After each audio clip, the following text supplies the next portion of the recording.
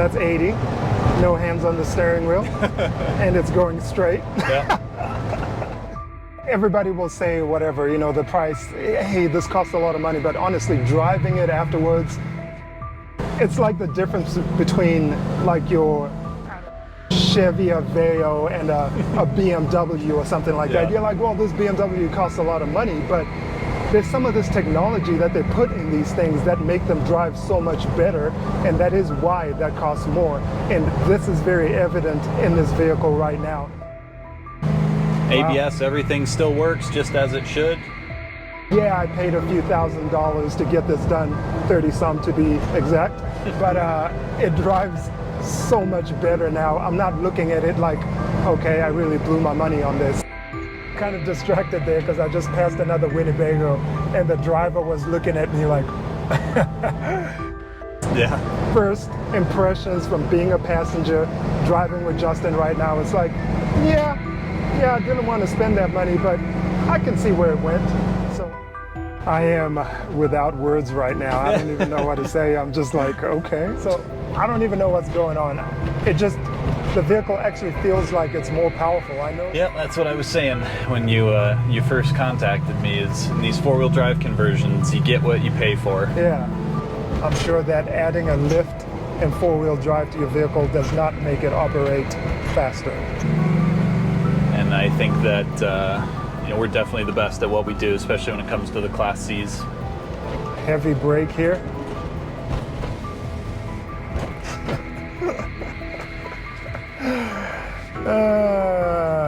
Yep, that is a well-mannered vehicle. Ujoint, off-road Colorado, Justin out there, super cool dude, super cool service. Jay, super technical, like he's all about the detail.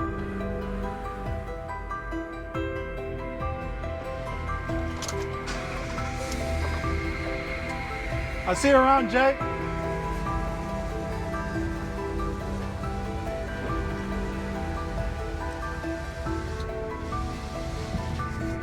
All right, guys, just saying bye to the crew here at Ujoint.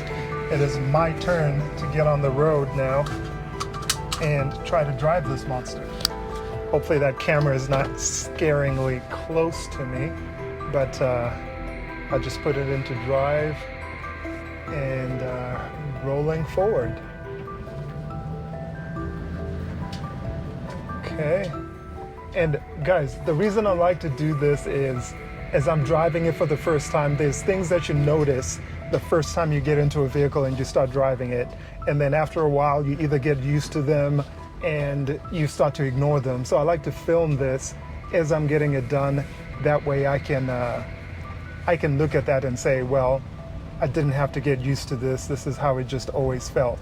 So the reason why I'm doing this right now is to get you those very initial driving impressions before they're marred by any kind of desensitizing. So, all right.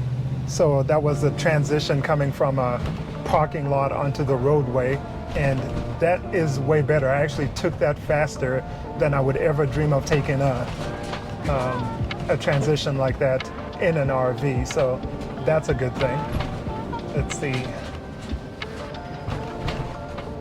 You'll have to excuse, of course, the craziness in the back.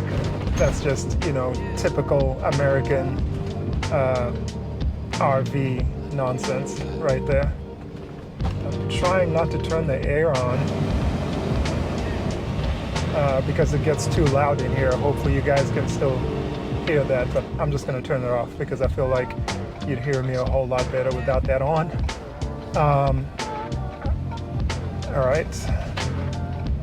I am about to get on the interstate here, just taking an on-ramp, and it drives really, really well. I'm passing a semi right now, and we're not quite eye level. I think when I'm in my LMTV, I'm higher than a semi, so this kind of sits between the LMTV and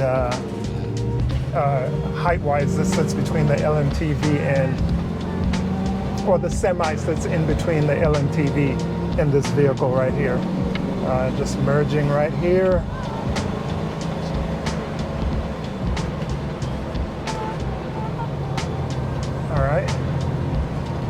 and I am now on the interstate. And it's driving good. It's driving really, really good. How good would you say? 30-some thousand worth good? Yeah, I like to think so. Very stable on the road. Like it's unbelievable. I am driving it right now with one hand on the steering wheel. That's it. And before, I'd do it sometimes if I got tired, but it's not like something I felt comfortable or overly comfortable doing anyways. But right now, I'm doing it. And it's just amazing the looks you get from people driving down the road.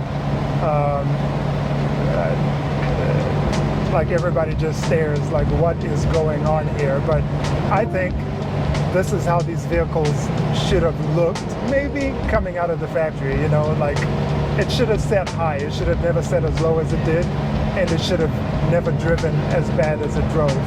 Right now I'm doing about 66 miles per hour, and yeah, not a care in the world. It's just driving down the road, very stable,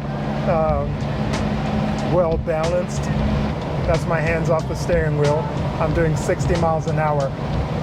I would have never done that before. Like, there's no way. It's white knuckle driving. You got your hands on the steering wheel every single mile of the road. But not anymore. My exit will be coming up shortly. What I want to feel is the cars behind me, I think. Otherwise, I would try to stop so I can feel what the brakes feel like now that they got those bigger calipers or bigger rotors on that. But I like the mirrors in here. This is not something I changed, but the mirrors are really good. Like I can really see I can see around my whole vehicle. I don't feel like I have any crazy blind areas. It's almost like I got 360 cameras just looking out of these mirrors. But it's pretty good. I'm gonna try to stop. Oh yeah, that's good braking. That is good. It's actually smooth. Like before when you stopped, you weren't filled with confidence. You know that feeling where you're stopping a vehicle, but you're just not confident of the way it's operating. Like I don't even know how to explain it. But when you push the brakes on here, it feels like you're in a premium sports car of some sort, right? Like well-balanced, even stopping. That's pretty fantastic.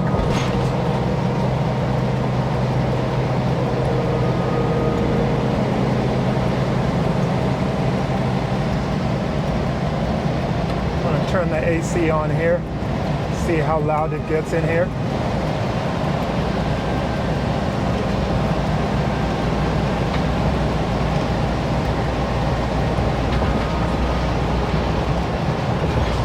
All right, so the road's not even right now, just a bunch of like whoopsies almost, and that handled that pretty good.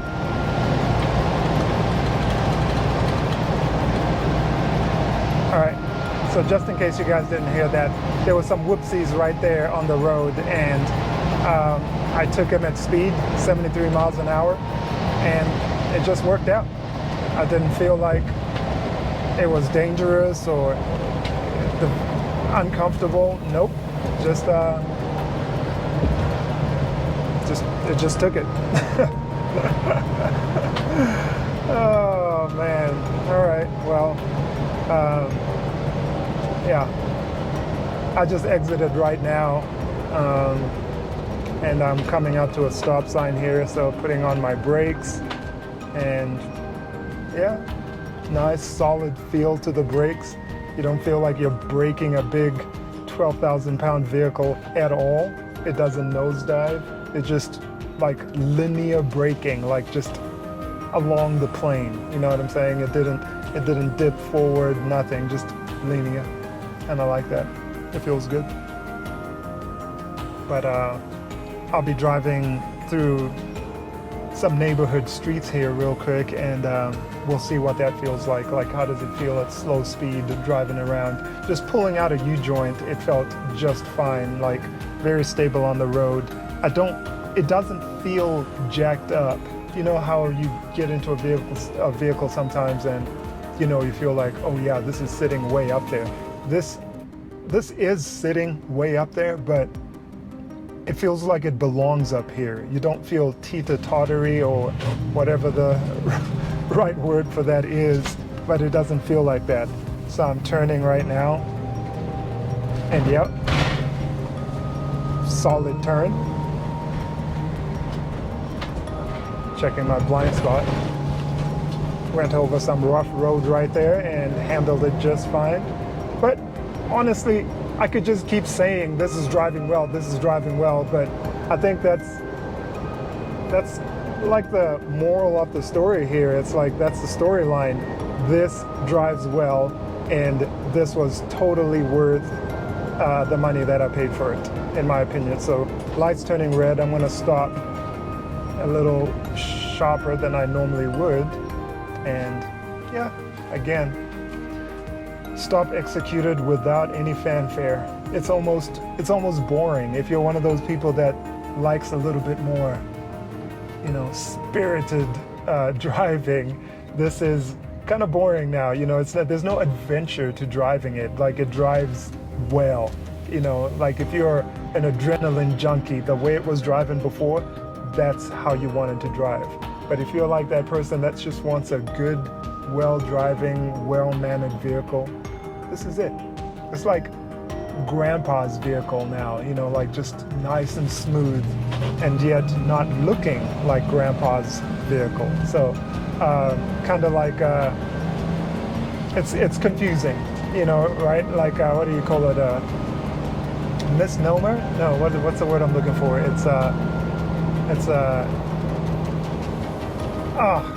What do you call it when something is it's contradictory? It's contradictory. You look at the vehicle outside, you're like, yeah, that's not grandpa's vehicle, that's all jacked up, you know what I'm saying? But then you get inside and you're driving it, you're like, ooh, this is not jacked up, this is grandpa's vehicle. Like, it drives just so well, right? And hence the contradiction there. Somebody just casually driving in my blind spot. Fortunately, I've got all these cameras that show me my blind spot, so I was able to figure that out.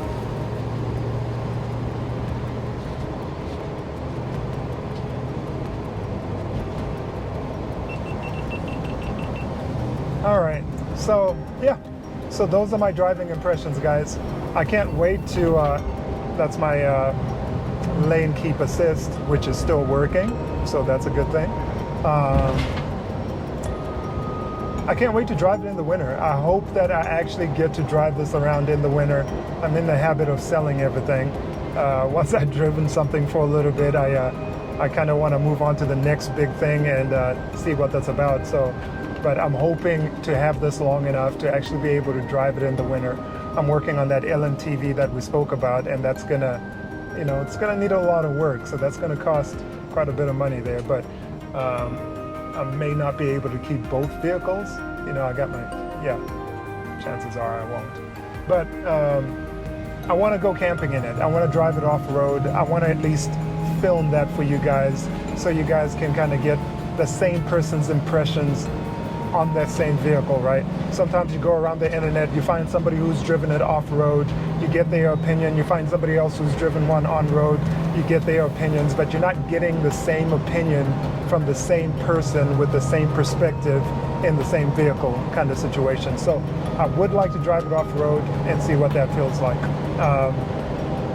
That's about it, I think. I could make this video go on longer and keep telling you guys how awesome it drives, but I feel like that would be a little boring. So I'm gonna call this good and say, yeah, you need a lift, Ujoint off-road, Colorado. Excellent service, Justin, Jay, the team out there. I mean, just good. They were just good. And not paid, guys. This is, sharp stop. I just was kind of distracted there because I just passed another Winnebago and the driver was looking at me like, but you get these kind of looks everywhere you go. Just, it looks amazing, like shockingly amazing when you come up on it. I will never be able to express that on camera exactly how stunning it is to look at, but it's something you just got to see. I think it's a combination of the length of the vehicle. This is the 23 foot. It just works. You know, I've seen them done on longer vehicles and it's fine, but honestly, I like it with the wheelbase that I have on here. I think it just turned out really well. But anyways, I was actually trying to say bye. Ujoint, off-road Colorado, Justin out there, super cool dude, super cool service. Jay, super technical, super, what am I trying to say? Like, he's all about the details. He'll go in there, he wants to make sure the brake lines are routed a certain way. It's like absolutely crazy stuff, right? But it's all the little things that add up to a quality job, which I think this is. So if you guys are looking to get this done, it's going to take a while, right? They're about a year out or whatever, but if you can wait, well, you don't have a choice. I think Justin was actually saying North Carolina, as of the shooting of this video, is about 2 years wait time to get a vehicle in.